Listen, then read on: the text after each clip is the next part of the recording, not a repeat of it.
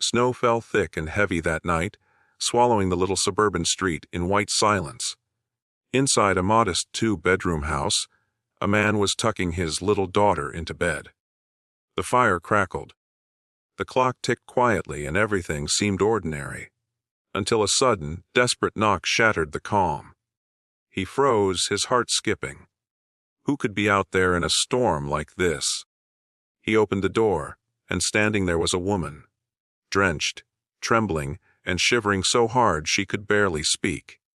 He had no idea that the stranger on his doorstep, the woman he was about to invite into his home, was actually his boss, the powerful CEO who signed his paychecks and who would soon turn his quiet world upside down. The storm had cut out power across the neighborhood. Nathan Miller, a 34-year-old single dad, was used to handling chaos. Raising 6-year-old Emma alone had taught him that. Since his wife's passing 3 years ago, every day was a mix of exhaustion and quiet victories balancing work, fatherhood, and loneliness. He worked as a construction supervisor for a large real estate company, though he'd never met the CEO in person. She was just a name that floated around meetings. A woman rumored to be cold, calculated, and impossible to please.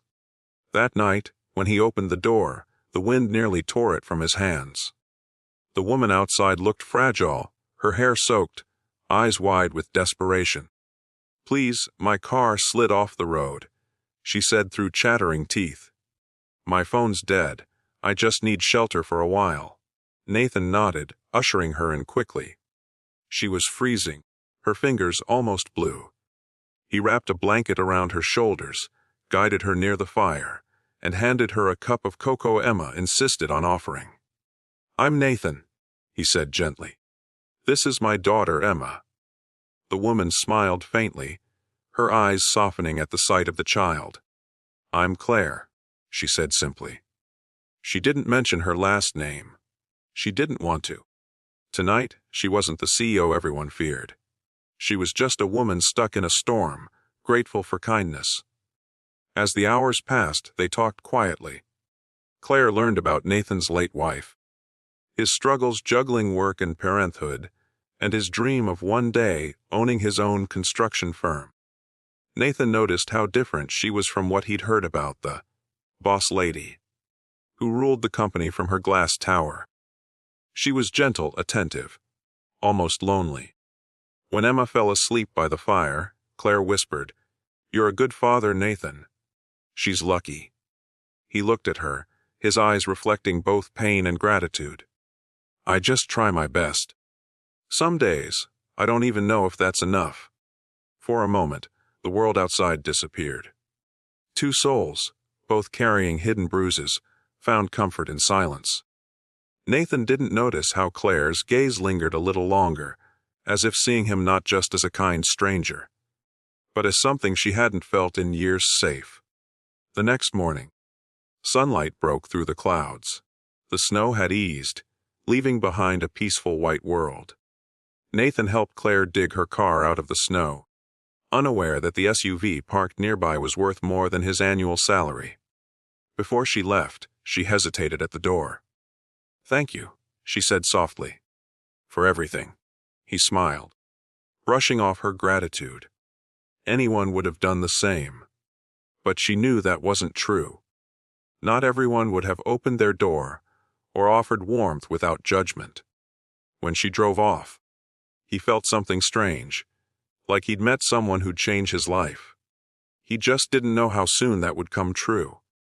A week later, the storm was gone, and life returned to normal. Nathan showed up to work, tired but determined. The company had called for an urgent meeting with the CEO. Whispers ran through the crew. The woman herself rarely visited work sites. Everyone braced for bad news. When the black car pulled up, Nathan froze. The door opened, and out stepped the same woman he'd given shelter to. His heart stopped. She was dressed sharply now, black coat, heels, presence commanding attention. Claire Bennett, CEO of Horizon Developments. His mind raced. She met his gaze, a flicker of recognition passing through her eyes. But she said nothing, just nodded professionally and began the meeting. He felt his stomach twist with embarrassment. He'd let her borrow his old sweater, he'd seen her vulnerable, human.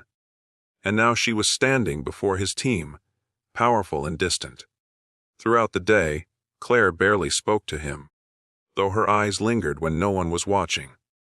That night, after the crew had left, she approached him quietly. "Nathan," she said, "I owe you an apology. I should have told you who I was." He shook his head. "You don't owe me anything. You were just someone who needed help." She smiled softly. "That's exactly what I've been missing. People who help without expecting anything. You reminded me what humanity looks like."